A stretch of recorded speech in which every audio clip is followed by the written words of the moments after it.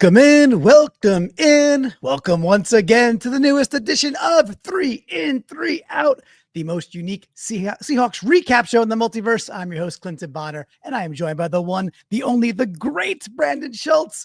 This is part of the Seahawkers Podcast Network. If you don't know 3 in, 3 out by now, well, it's a tape review show, so stick around. We're looking at some tape from last night's game versus the Raiders. And also, Brandon, as you know, we don't just do the surface level stuff that people have been talking about for 24 hours, Brandon, on 3 in, 3 out. What do we like to do on this show? We like to, every single year, we do this Seahawks recap show. And at the beginning of every show, Clinton really tries hard not to say Seahawks when it's Seahawks and recap together. So welcome to 2025. Welcome to a new year of Clinton trying really hard not to say that. Yeah, I'm a try hard, all right. But I'm 0 for 1. I am 0 for that's how it goes. Brandon, I have a pop quiz question for you right out of the gate. Are you ready for a pop quiz question? Yes. Okay. When is a tie actually a win? When it's our Seahawks and it's the preseason and it's blocking a friggin' field goal to get the victory at the end of the game. There you go, bud. There you go. All right. We're going to get into it. That is exactly right. I view this as a big win. No doubt about that. So I don't know about big win. No, this is a big win. We'll talk about why. This is a gigantic win for our Seattle Seahawks. I don't care that it's a tie. I don't even care if we lost the game and the thing went through the uprights. It doesn't matter. I saw everything I needed to see with this team. We're going to look at some of the tape around some of those things. By the way, it's not always all roses. It rarely is. And we're going to look at some of the things where we might be a little nervous or might need a little support, and then see our Seahawks do a little bit better in game 2 versus Kansas City. And then as we roll on the preseason and into the season versus the stupid 49ers. And yeah, the snail. And it's a 10 at night. Or it's yes, Snail. Yes, it is. It's almost 10 at night on the East Coast over here. But Brandon, this was a beautiful win. A couple of general observations before we get into it all. In fact, let me do this real quick. We want y'all to subscribe out there on YouTube, youtube.com/Seahawkers podcast. There's many reasons to subscribe. And, go follow it and listen on audio as well. One of the reasons, Brandon, is because we put out lots of polls on YouTube. And we put out this poll just after the game was over when you and Adam were going live and just basically said, hey, of all the Seahawks that you saw last night, who was the most impressive? And why don't you tell the audience what the flock thinks? Ooh, see, you're wearing your glasses. I am not. But for as far away and small as this text is for me, that looks like Tory Horton ran away with this poll. Tory Horton, as he ran away for that touchdown with a nice spin move, by the way, looking real cool. He almost got 60% of this vote, which was, I thought, something. I mean, yes, he stood out, but the folks on this poll were Robbie Oots, who got 23%. That's the one I'm really glad you didn't ask me to read, because that's the one I for sure can't quite pick out if it was Robbie Oots or Elijah Arroyo. Gotcha. Well, that's Oots, baby. Then we have Jalen Milroe, who got only 4%, and Gray Zabel at 14%. But again, Tory Horton, almost 6 out of 10 flockers, and there was over 525 votes when I clipped this from YouTube. So it's like over 5, whatever now. So pretty impressive that really people were just enamored with Horton, which I don't have things queued up for Horton in this particular review because people have been talking about him for 24 hours. But how would you have voted? And, what do you want to say a few things about Horton before we do get going? I'm excited about Horton. I'm excited about Oots. I think if I were to have voted in this one, I think I probably would go Oots over Horton just because of that extra little dynamic that it adds to the offense. And then once we get to the regular season, the rookie that I think has the ability to, I think Horton has the ability to make an impact, but he has 2 wide receivers ahead of him. Like Oots might be the fullback that we're counting on as part of this depth chart. And in the first preseason game, we saw him catch a pass for a first down. That was really nice. We saw him lay a lead block that led to a touchdown. That was really nice. Yes. that's probably what has me the most excited. Great. I love all that. And so Michael Knight saying, hey, Michael, what's up, dude? And he's always here, man. We appreciate him a ton. One of our awesome flockers saying, I voted for Oots. Don't blame me. I voted for Konos. How's that? I'm botching the Simpsons quote, but that's okay. But we could all vote for Oots because we put out a hype video on youtube.com/Seahawkers podcast entitled I Will Eat Your Soul. And so if you want to go watch a fun minute video, go check that out because I think you're going to like it. All right. So that is our preamble before we get into our ins and outs. Brandon, are you ready? So look, we're not going to do the whole shtick because we didn't win. However, a tie is a win. And therefore, how are we going to start this thing? Then when we tie, we start with an in. It doesn't rhyme, but that's just what we're doing. And I also need to mention that we need, now that we have Robbie Oots in a Seahawks uniform, now we need a hype video where he's doing other things rather than running a 40 and dunking a basketball. Well, we got, yes, fine. We have the, I'll slot some stuff in. We have the Alabama Not to put touchdown. any more work on your plate because you did an awesome job on that video, but I want more and I need more Robbie Oots. You got to get more Oots. I get it. All right. Well, we are going to when we start. Win, we or tie, we start with an in and I give you more work. Oh, perfect. I thank you. Thank you so much. All right. So we are going to start with an in. We're going to go to the videotape now in case you've been waiting for that. And we're going to call this first in. And remember, folks, Brandon has no idea what I'm about to throw at him. So that's kind of fun. So the first in, I'm going to call it edgy vibes. And we talked about certain things we'd be watching for in this game. And a big one for me, Brandon, is somebody going to step up to show me that they can be our definite fourth edge? Because I have a sneaking suspicion Nuos is going to be out longer than it seems, right? So you've got a couple of players out there, obviously several. And could anybody step up and really show what was going down? So we're going to put some video on screen now about some edge, pause it before it gets going, set the stage. Q1, 7:27 to go in the first quarter. Raiders are at their own 27. It's a 2nd and 2. O'Connell's in shotgun, as you could see. Raiders are in 11 personnel. All that's cool. Running back's off his hip. And the interesting part here before we play it is the Raiders, Brandon, what did they do with a lot of their starters? What happened with Raiders starters, Brandon? we did get to see quite a few Raiders starters out on the field in this game. We sure did. And one you're going to see here is right tackle DJ Glaze. And while that's a really nice, musical name, you're going to see a one-on-one matchup here. And Brendan, you could take it from here. Who this is, we'll roll through it a few times, but man, oh man, Brandon, I don't know, man, Brandon, I'm getting pretty excited. We zoom in here, number 59. That is some havoc looking, Brandon. What do you want to say about number 59 here? Who is it? Yeah. And what's it doing for you? A little Tyreek Smith coming around the edge gets his hand just on the back of Aiden O'Connell, flushes him back into the pocket where he then throws the football away and takes an intentional grounding call.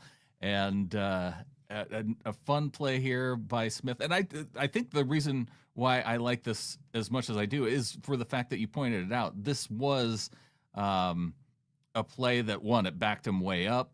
Yeah. I think it also came after a turnover by our Seahawks. And so it really limited the damage of really having that turnover where it was. Yes. And it pushes them way back. They have a 3rd and forever.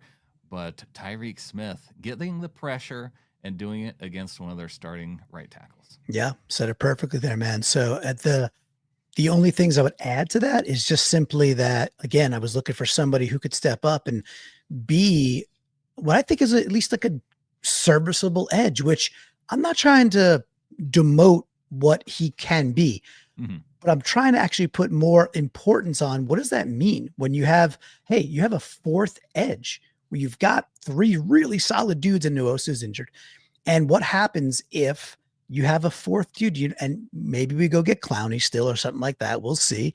Jared Ivey played a nice game too. I thought he stopped some nice run stops as well, but this was not the only time that Smith showed out. We're showing this one play. Right.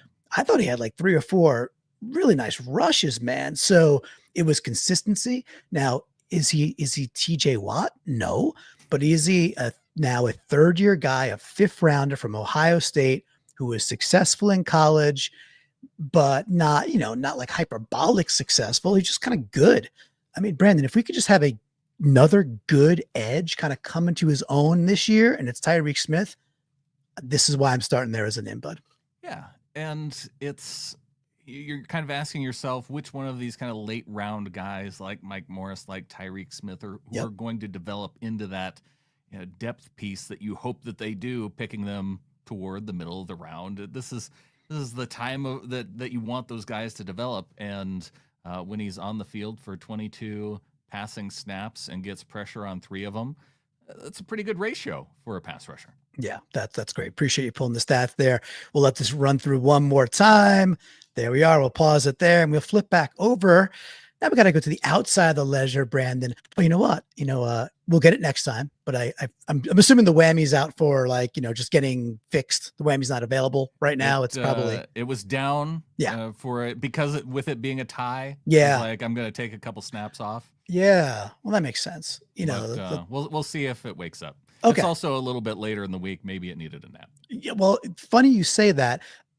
Several times today, I thought today was Monday because there was a game yesterday. And in my brain, I thought a few times it was Monday. Turned out it was Friday, and I'm really mixed up, and I'm excited that I get to sleep a bit tomorrow. So, all right, we're into an out here. I'm going to call this one simply white out, and we'll set the stage as we get back over to the video. And let me play that forward real quick and pause it right here. So Q1 again, 10:09. Seattle's at the Las Vegas Raiders 30-yard line, 2nd and 10. So we got this bunch formation that we saw a lot.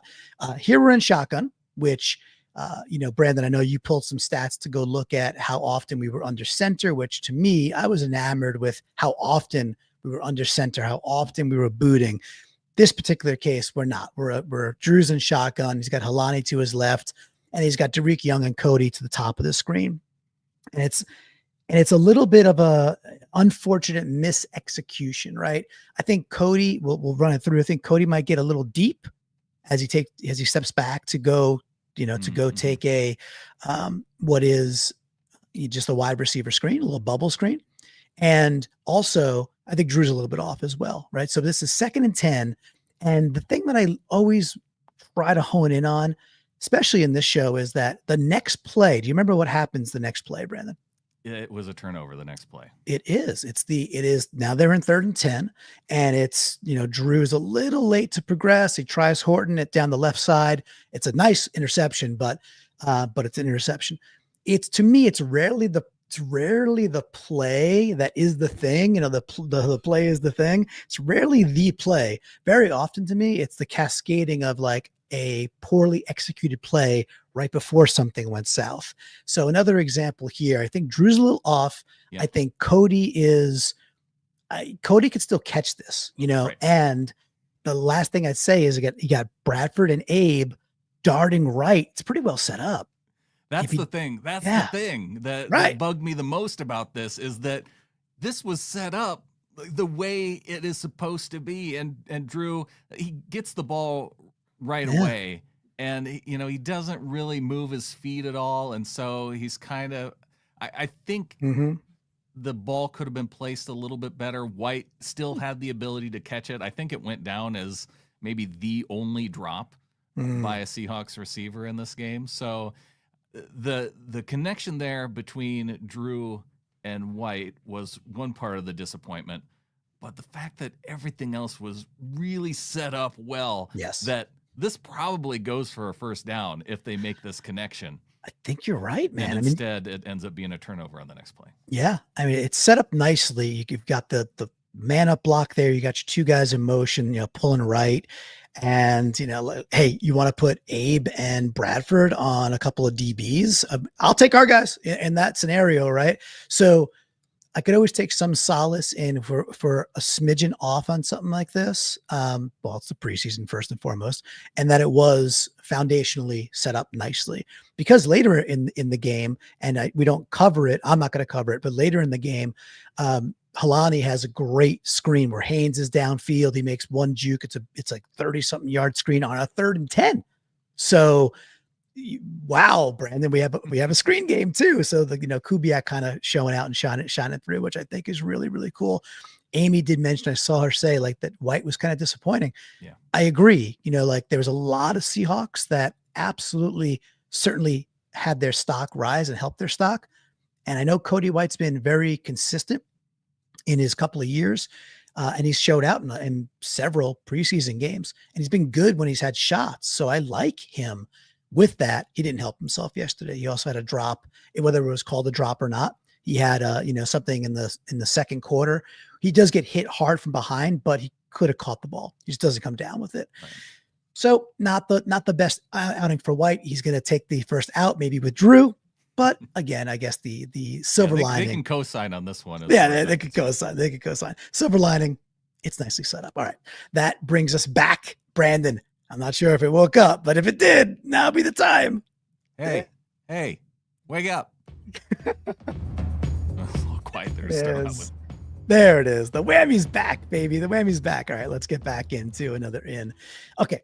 So I'm calling this one, don't let the Sundell down on me. That didn't come out as good as I thought it did when I wrote that. Wow. Yeah.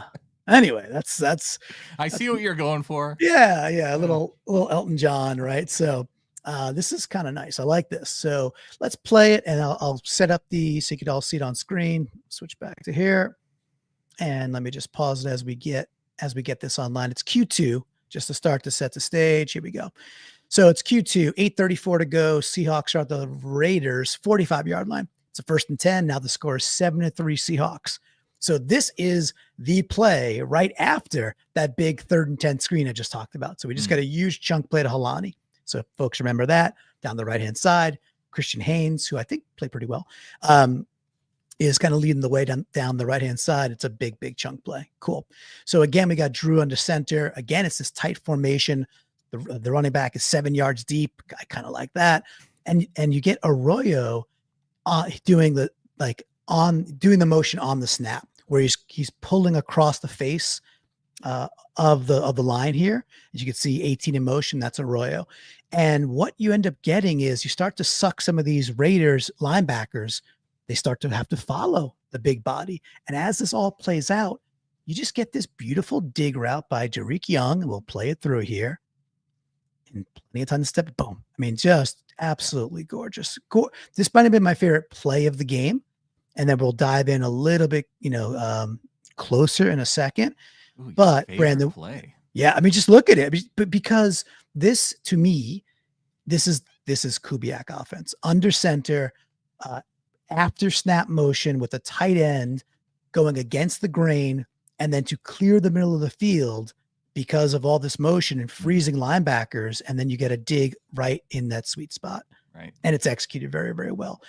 We're going to look a little bit closer in a sec, but before we do that, what do you think about this play and that it's on the inside of the ledger? We are going to look at Sundell in a second. Nice explosive chunk play. Also like the little bit of movement that we get from Drew to miss the defender who's quickly into the backfield. Yeah. And yeah, I do like it. This isn't my favorite play. I got it. But it's right up there. Nice. It's explosive play. And right on the heels of the other chunk play too on 3rd and 10. Yeah. So is a nice composite. And again, you start to roll and all this. And again, I've talked about this 1,000 times. People are like, momentum's not real. I'm like, you're insane if you think momentum's not real. And I mean it in the realest sense of real, like the ideas of momentum and physics and energy, like they are actually real. It actually does manifest itself. It actually matters. Momentum is very real. And, you start to fall apart on 2nd and 10. Interception. You convert on a 3rd and 10, huge chunk play. Things roll on. I do want to show this a little bit closer, because while Sundell, because I think he's got a tough task. He's first of all center, but here we go. Just watch Sundell here. I kind of zoomed in a bit more. Yes, he might be beat a little bit. Yeah, he is right in it with that dude. But it's just he sticks with it, and he really, like, athletically to move through all that traffic and kind of ride that guy away. I just thought it was nicely done, because he gets across. Yeah. was like the hardest working man on offense in this game, out there for 40 of the offensive line snaps. Nice. Look, I think he played pretty well. This is not a. Josh Jones also played 40, but and Josh Jones played pretty good too as a swing left tackle, sure, or right tackle, sure. He's a competent NFL player, man. So, Sundell had that snap that was a little wide of Drew that he ended up mishandling. I thought Drew could have handled that, but it wasn't a great snap. It wasn't a good snap. It wasn't terrible. But again, he's trying out center for the first time. But I like this. I love the play, and I really like the stick-to-itiveness. And I thought Sundell's athleticism really showed up here, even though he gets beat across his face. But it's a nice move. He recovers really nicely, and I thought it was worth going over, man. So that is in number 2, and I think that means it's time to hit that whammy, dude. Look at us. Look at us. It was right. Well, it woke up. All right. So number 2, I'm just going to frame this one up as this makes me nervous, Brandon. This makes me nervous. Yeah, this makes me nervous. I don't like this. And it stems from, and we'll go back to it. What it stems from is I've been duped for a lot of years, I feel like, Brandon, in believing when I see one good year of a Seahawks cornerback. Okay. And yes, we're seeing a Josh Jobe interception. So you might be like, well, what are you smoking? Like, what's going on? We're seeing Josh Jobe. What's the out here? Yeah. What's the out here? The out here. And you see this angle and you're like, whoa, okay. Oh, that's a nice play by Jobe. It's a little underthrown. Okay, cool. But they happen to show us this. By the way, this is Dante. What's his name? Dante. Oh, Thornton Jr., rookie from Tennessee, 6'5", 4'3", 40 guy. So he can flat out boogie. Like he's legit. He's having a good camp and all those things. But on the horizontal side to side, it's like, oh, cool. Jobe is with him. If you watch this angle, Jobe's not really with him. It's just Jobe is kind of burnt. It's so badly underthrown by O'Connell. And Jobe kind of got picked on in the first, 10 minutes of this game. Right. I did not love that. Again, I've fallen in love with cornerbacks before that ended up not being so good. And this makes me nervous that this is what we saw from Jobe. I was not exactly thrilled with the play. It's one game, but it's making me nervous, Brandon. So what you're saying on this play here, even though it's an interception, it's because Josh Jobe beaten, and Aiden O'Connell, just because he doesn't know the strength of his own arm, ends up throwing it to the opposition, and Jobe in this case. Jobe didn't have necessarily a great game either, but I guess he did only allow one reception. But yeah, I 3 throws. Yeah, okay. And he had one other play we broke up a bit, and then I think there might have been a drop too. But regardless, it was a little sloppy for me. It was a little bit more like I would like to see more. He got rewarded for getting beat with the underthrow. Yes, he gets the underthrow, he gets the interception, but we could talk about, hey, he runs it back nicely, turning it out to an in like we like to do. And I just hope Jobe gets a little bit more consistent. But that was a little nervous, Brandon, for me, for my sake. So that is out number 2. Leaves us with our third in. Why don't we do the whammy? Why don't we take a moment then, unless you're about to highlight Nehemiah Pritchett? No, I'm not. Good call. Then there's a legit interception that you could say, hey, that one. And I know you won't have the video queued up, but it's because he allows his man to go deep and stops, and then he's able to be in the interception position as they're trying to deliver it to the receiver there. So it was schematically set up nice for Pritchett, and him just being in the right position then to make that grab and get a nice interception. Yeah, great call. That was really nicely schemed up. I think it's a McDonald thing. With that though, your players got to execute, and Pritchett has been, a little bit, certainly a little bubbly, and people are not sure if he's going to make the squad. So he helped himself hit a couple of nice plays. But, if you do exactly what the coach wants you to do there, and it's really about duping a young quarterback, they did exactly that. He steps right in front of it. Another nice thing, 3 catches allowed by Pritchett, only 4 yards after the catch. Very nice. I like that. I like that very much. So out to an in. I'll tune in. Saw a tweet today that DJ James is playing extremely well for the New England Patriots in camp. Oh, And no. yeah, and they're banged up. They have like cornerbacks that are banged up. So he ended up on their practice squad last year after we cut him, and he's playing pretty well. And if people remember, that was Nehemiah Pritchett's teammate, down in Auburn. College. Yeah. So interestingly enough, another interesting Patriot then to highlight too, Jack Westover, who came here as a tight end. Yep. He is converting from tight end to fullback for the Patriots too, because they have a fullback injury. Nice. Hey, look, the fullback is making a comeback in this league, and I could not be any happier about that. All right, it is time for our last in whammy, brother. All right. We turned into a Patriots podcast there for a second. I know some people's skin will crawl with that one. So, all right, I'm going to title this one. It's like, wait a second, is that Big Walt out there? Did I just see Big Walt? So maybe you know where I'm going, maybe you don't, but this was another one of my absolute favorites. Let's see where we at. Should be playing. I think it is. There we go. All right. So we're talking a little Josh Jones here? No, not Josh Jones. No, not Josh Jones. Is it a different number 71? It is. It should be. Do we have a 71 on our team? I think so. No, because that jersey's retired, obviously. Oh, yeah, that is. Yeah. Okay. Trick My question. Bad. Okay. I failed. All right. So, you hit me with, if folks understood how many buttons I have to press right now, it's a lot of buttons. So, no, it's not. It is not Jones. It's not either of the Joneses, but it is Mike Jarrell. And it's also Cable Dude, but it's really Mike Jarrell. So he's playing left tackle here. So Q4, 11:48 to go. Seahawks are on the Raiders 45. It's 3rd and 2. Now, I like running the ball on 3rd and short, Brandon. So another reason this game really spoke to me was our ability to move people, which is really cool. It's a 16-13 ball game. Milrose under center. We got Lang in motion, number 49.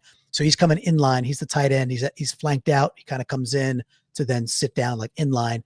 And this is a toss sweep to Jarcadia White, who, by the way, Jarcadia White looked really good too.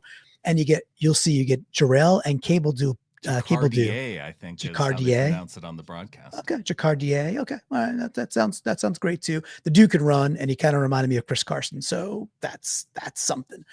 Very nice compliment.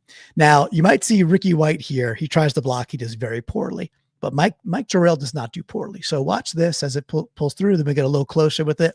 So we get this pull. Boom, just moving bodies. I think I get a little closer with the next one here. I do.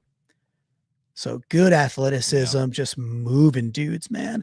And if you watch, the guy that Jarrell ends up taking was not the guy he's supposed to take, because I think Ricky White is meant to take. Somebody ended up on the ground there taking a knee.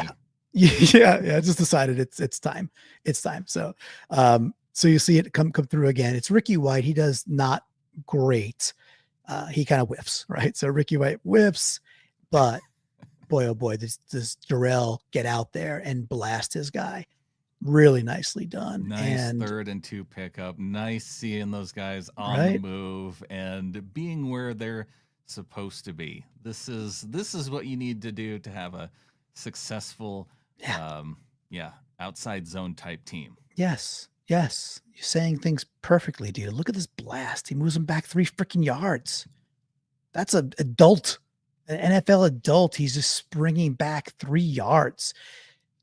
I mean, again, this is what I think I want to land on here is it's a much better and more mature offensive line, I think, through and through, and deeper offensive line than it was last year and the year before that, I think, and maybe several years in the making.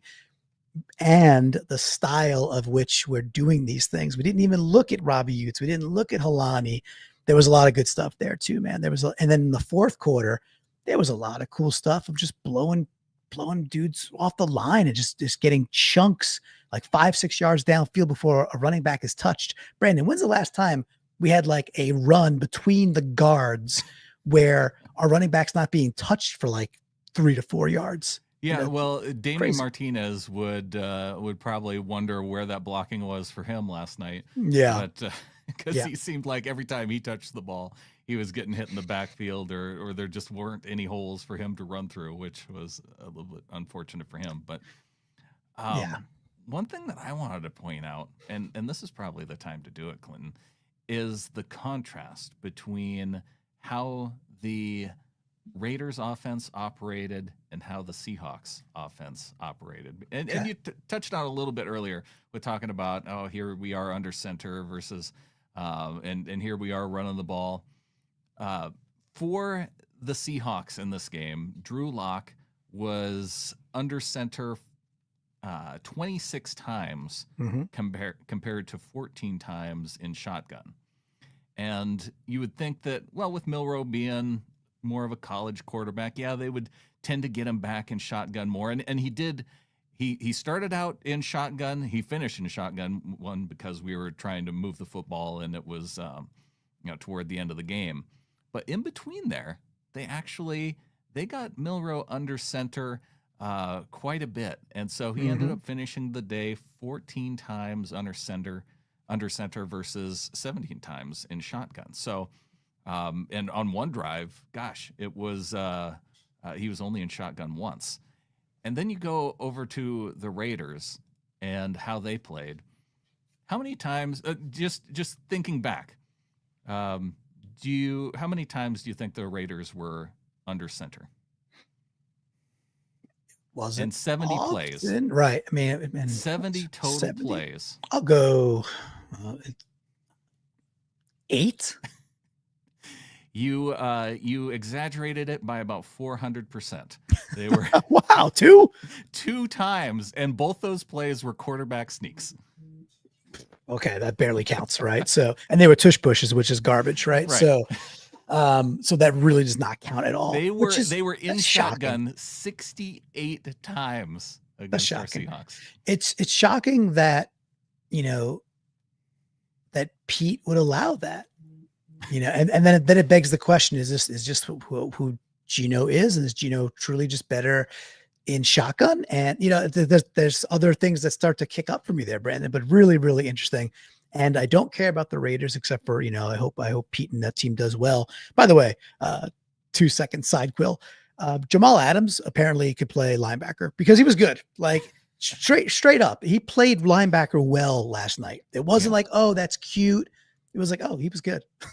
So good for him. We have linebacker depth issues, and Jamal Adams apparently could just do what he wants to play linebacker. But, I'm happy. I'm really happy that that's not us this year. And I see Adam in the chat, saying, did Grubb sneak into Chip's body? Because Chip Kelly will mix it up a lot. He'll get under center a lot and use the middle of the field a ton. And, to see none of that is very interesting. And unless it's just a big okie doke and they don't want to really show off any of that. But it makes no sense when you have a new quarterback and a new running back. You kind of want to get into a groove a little bit, and they did none of that. That's interesting, dude. It's something for sure. It was not what I expected to see when I went back and looked at it. Unless they're just maybe what they're going to do in the preseason is run all their shotgun plays against the Seahawks, and then they'll go fully under center in preseason week number 2. I guess it's just odd. It's odd. And Lisa chiming in with college OC, gonna college OC, which reminds me of something else we saw today that people were tweeting about. Maybe Helani is the best of the Boise State running backs because he looked pretty darn good. He did look the best among the 2 that were on the field again in this last game. He certainly did. All right, we got one more out. Hit that thing. Let's get to it. Okay. Last out. I'm gonna call this one "Pining for Walters?" ? This. Let me just say this. We'll talk about being nervous, right? So being nervous. Why am I nervous? Okay. So it's gonna play through here. So the Raiders are punting. This is the first punt of the game. They go 3 and out. They punt, and I have been like, holy crap! And Tory Horton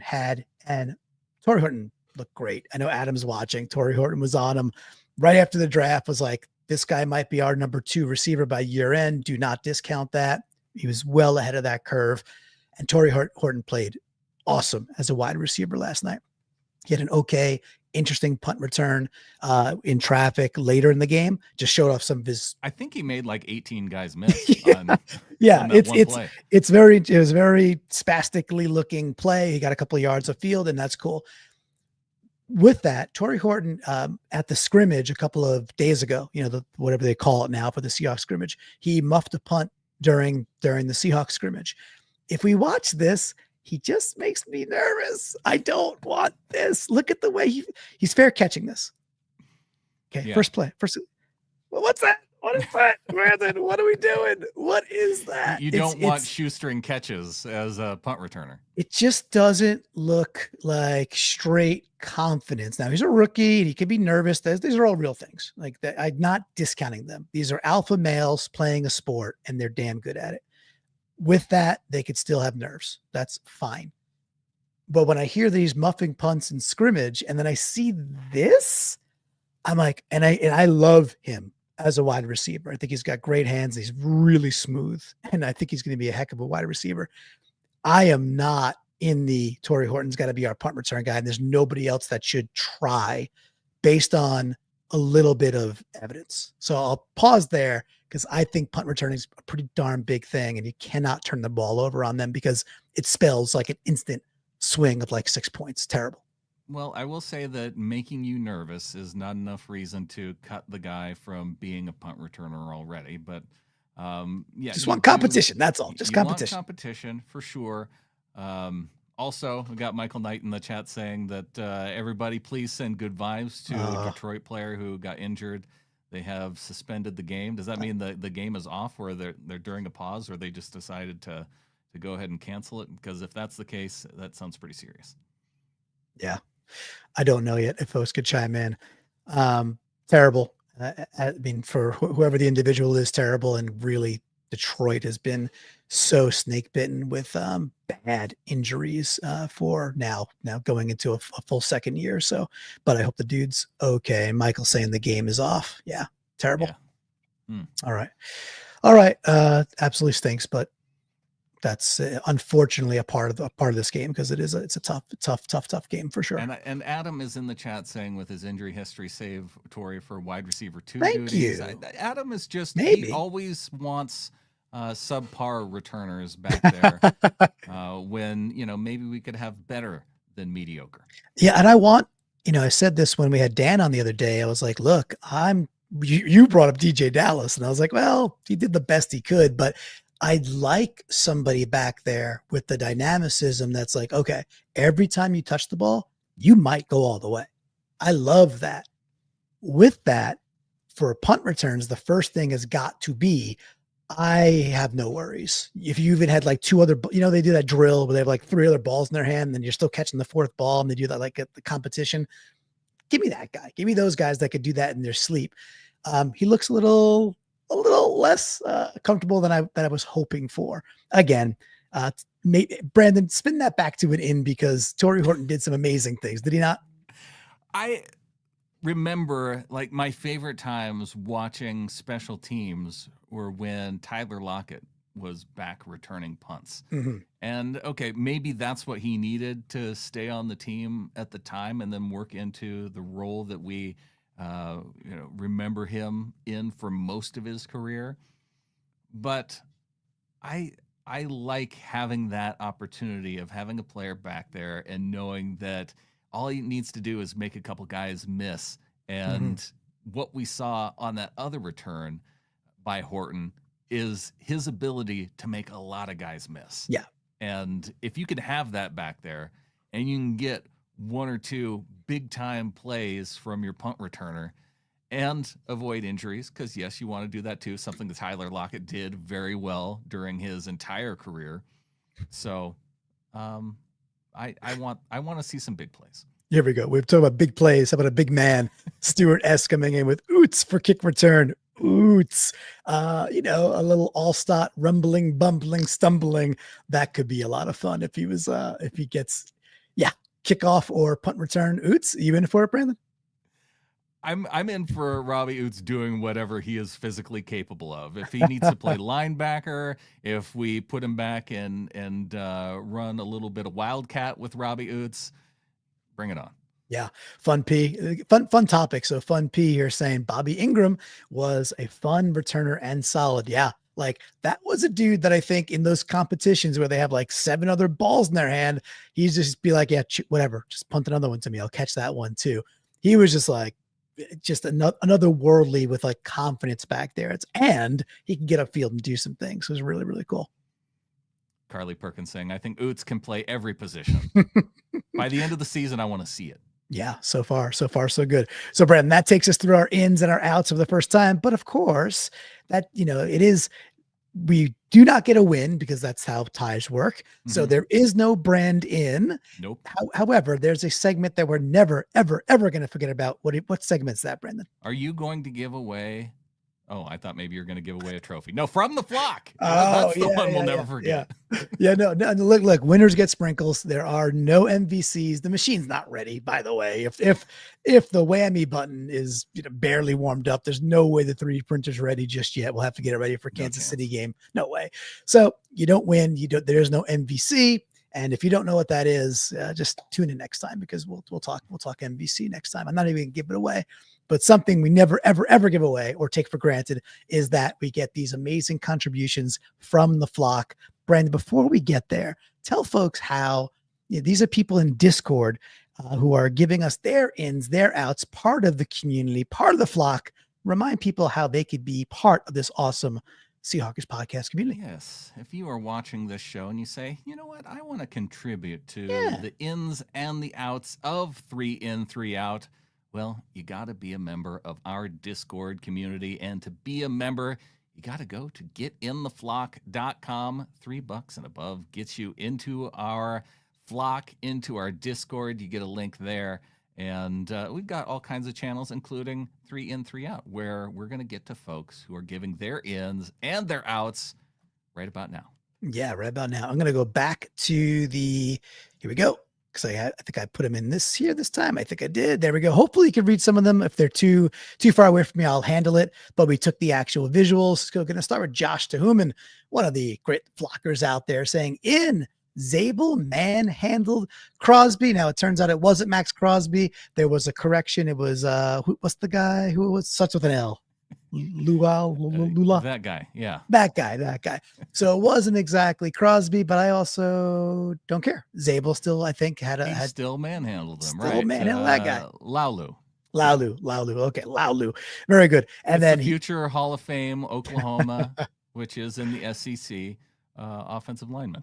Boomer Sooner. There you go. And Josh had another in saying Oots taking up the fullback mantle so well and doing quality blocking, which led to the Helani touchdown. He captures it right there. So nice job by Josh, not just with the commentary, but also snipping some visuals for us, which I appreciate.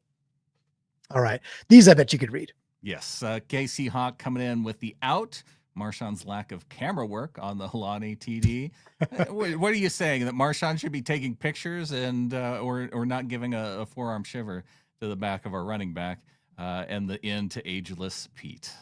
Yes. And then we got Bunny calling out Hawk Van Dyke in the Discord, which if you know, saying, hey, he's going to be buying a Zabel jersey. And I'm ready for that day. All right, I'll take this real quick because it might be difficult. So Hawk Van Dyke, he's also calling out that he said, hey, Gray Zabel's first snap was an out. Hey, in fairness, Gray Zabel's first snap was bad. He gets walked back. The Chargers are like, oh, he didn't give up one pressure. So sometimes I have to, PFF 82 or whatever they gave him. I think Zabel played pretty well. Yeah. And, this was probably, it could count as a pressure. Yeah, absolutely. This should be a pressure. Stuff can be two things, right? The guy could have played pretty well. And in this case, Hawk Van Dyke is not the biggest Zabel fan. He walks him back. But he does say, what a pleasure to see a game with local Seahawks announcing. And that he's talking about Michael Bennett, Mike Robb, who was really, really good, and others. And I agree. I got to watch that too. And that was a delight. I don't know the woman's name. She's excellent. Excellence. Yeah. She's phenomenal. I don't know if she's that whole group. Can we just have that whole group announce every single Seahawks game? Yeah. It's 2025. Like, can we just have our home announcers for every single game and be able to choose that? Should be an option. I agree. All right, you take these. All right, we've got Carr coming in with a bunch of ins. Marshawn Lynch, need I say more? He was delightful on the sidelines and then up in the booth. In a tie with Pete is so fitting. I could have done without the tie and gotten the win, but it did feel a little bit fitting. And then an in for love watching our future franchise quarterback running around the field during the second half. I got quite a few comments just from people, not Seahawks fans, where they watched the football game and they're like, man, Milroe, when he's running with the football, looks different than everybody else. Yeah, he's faster. He's faster. He's shiftier. He's good. He's good. He showed me enough, man. It's like totally fine. And then there was a big debate on the 4th down play. We're not going to go there. It's all good. I don't care that Is he it didn't in get the ins and the outs. Oh, I don't think so. I don't think it did. I don't think it. Maybe it is. We got Design Pete's Beach House, who we're always going to get to because this is Amy and she's friggin' awesome. She says, in Pete's frustrated face after the blocked kick, which was kind of funny. She says, out Myers missed extra point that lost the game. And Myers' missed extra point was also blocked, right? It wasn't like a just miss. It was a block, yes. Right. So we got a block on both ends there, and we end up in a tie, which honestly, I was totally fine with that being a tie. Even if it's like a little bit for Pete's sake, fine. Well, I don't know about you, Brandon. I was like, that's fine. A tie's fine. It's fine, but it's not a win. I could care less. I didn't care if we lost. I didn't care. We did so much well. I could care less. All right. Can you read this one? Winning is better than losing. It's not real difficult. Clint, except for when it doesn't matter at all. To get a hold of this concept. Except for Rising Hawker with the end. No major injuries. Rookie stepping up. Established a run game. First string did not even play, but was flagged 30 yards. Yeah, after 2 interceptions, right? I actually like Mike McDonald's comments about that, where he's like, that's the cost of doing business. I like that. It wasn't, we got to button this up and we got to do that. We got to do that. No, dudes are fired up. It's the preseason and they got a little jubilant after 2 interceptions. I'm fine with that. I think it's kind of cool. Can you see the next one? If not, I got it. Why don't you take it? Okay. It's from Bunny. He says, in Benton. So he's talking about O-line coach. He goes, we had 11 players on offense graded a 70 or better. 8 of those 11 were O-line or primary blockers, a tight end or a fullback. And he's listing people from Nick Callerup, who had the highest grade, all the way down to Robbie Oots, who still was at a 72.2, and everybody in between. So he puts arrows on all the ones that were tight ends, blockers, O-line, et cetera, et cetera. Kind of a sea change from what we saw last year already. Now, McDonald is all about stacking wins, right? But we got to stack this. We got to see this again versus Kansas City. Who knows what the third preseason game will bring, if anything. And then we absolutely have to see it week 1 versus the stupid Niners, Brandon. Got Fun P in the comments saying, hit the like, slackers. We've got over 110 people who have tuned in so far and only 20 likes. Yeah, let's give it a like here at this point. Yeah, that's less than 5. No, that's wrong.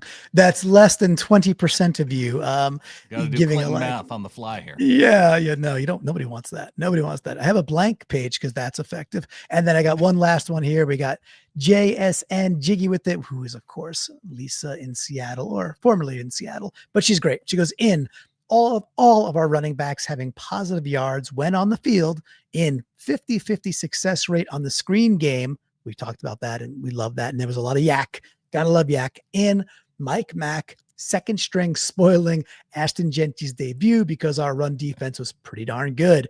Yeah, Genty did nothing. And then she's got a couple of outs that I agree with. A lot of these linebacker depth, oy vey, that, third and fourth quarter, a linebackers in the middle of the field were kind of getting shredded. Didn't look great. Had a nice third down stop during the game. He did. Yeah, yes, I agree. Mm-hmm. There was a now few. If we're getting into the third and fourth quarter players who are at linebacker, then I would agree that's way too far down on the depth chart. It is, and your point is a good one. It's just, okay, do we have some dudes that could be functionally behind Tyrese and Ernest and do a good job when they need to? Hopefully, we'll see. There's and Drake Thomas had a nice run stop earlier in the game too, like first drive. So maybe we'll see. She says, out. I've seen plenty of the hose, crying uncle on watching more. The hose, affectionately, that's Drew Lock, people known as the hose. And it says, out. Odd year Myers missing the extra point. Damn it. And again, I think that was blocked and he made his field goals. So I'm okay with that. So but I do take what she's saying and I understand it, but nice job getting a nice balance there, Brendan. 3-3. Yes, Carly Perkins with the live in saying, Nice. keep messing with Myers and knocking the ball off his kicking tee. Karma willed the tie. I love it. That's great, Car. Awesome. You want to take Josh for the last one? Yes, in Jared Ivey giving all the pressure, led the team with quarterback hits and multiple tackles. I did fact check this because it wasn't Jared Ivey, at least not according to the PFF stats, but maybe there are some other stats out there. So I did want to recognize that Connor O'Toole actually led the team in pressures with 6.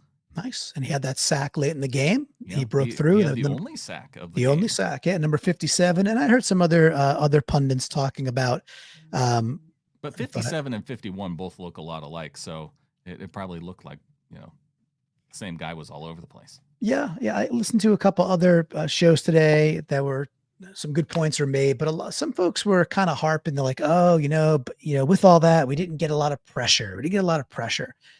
I'm like, well, it felt like there was some pressure, and B, they had starting, guards and stuff out there, and we didn't have Leo out there. We didn't have Byron Murphy out there. We didn't have DeMarcus Lawrence out there. We didn't have Boye out there. Derek Hall out there. We didn't have Ernest Jones out there. We didn't have Spoon out there.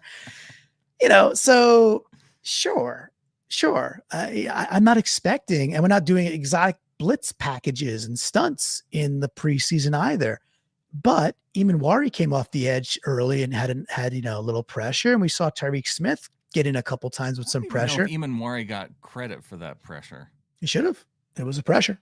Yeah, it was. He was a little bit. Do you think that he was a little bit tentative with his free rush there? I felt like he had maybe an opportunity to get to Geno and at least get a QB hit on him. Yeah, it looked a little to me like they replayed that one, right? Because it was he had kind of almost a free run. It just looked like he was maybe not wanting to lay out a QB. I don't know, just like in this setting, potentially just like, okay, I got a free run. You got to remember these guys are coming straight out of practice where they can't touch QBs for weeks. So it's like, you got to get back into the habit. But yeah, he did look a little bit tentative where he kind of like did a side to side at one point versus just getting upfield and going at him.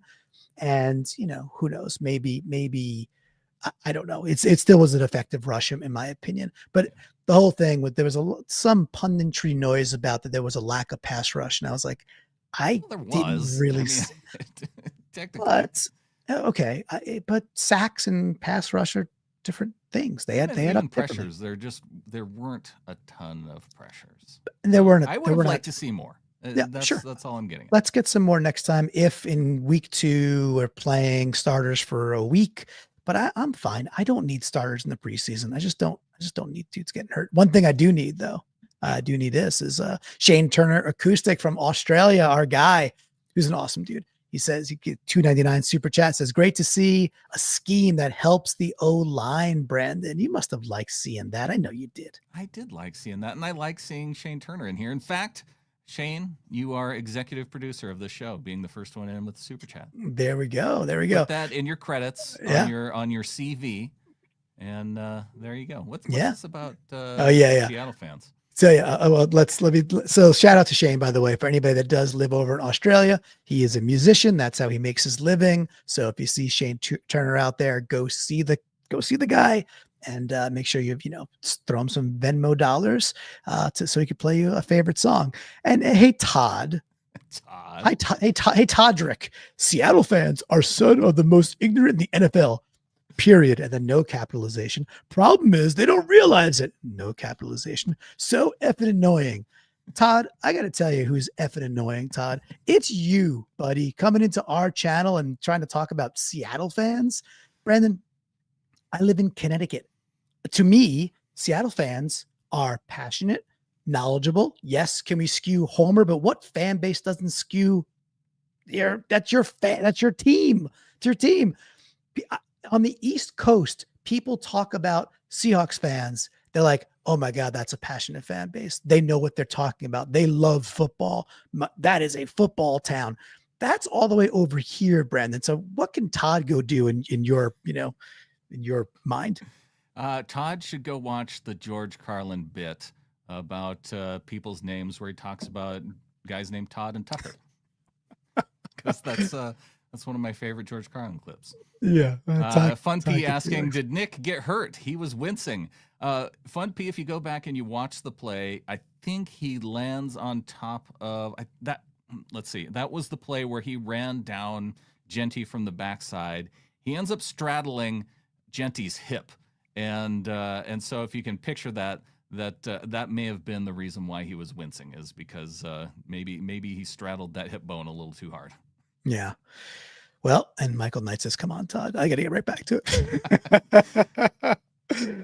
Well, Brandon, that was fun. That's episode 1, preseason, 3 in, 3 outs. This is when a tie is a win, and our Seahawks come out of this running the football. We got memories of Robbie Oots blowing people up. We got memories of Halani down the sideline getting 6. Heck, we even got memories of Drew Lock slinging the ball and Jalen Milrose slinging the ball over the middle of the field from under center for Seahawks first downs and touchdowns. Brandon, I love it. And I think with that, there's only one thing left to say. Go Hawks. Go Hawks.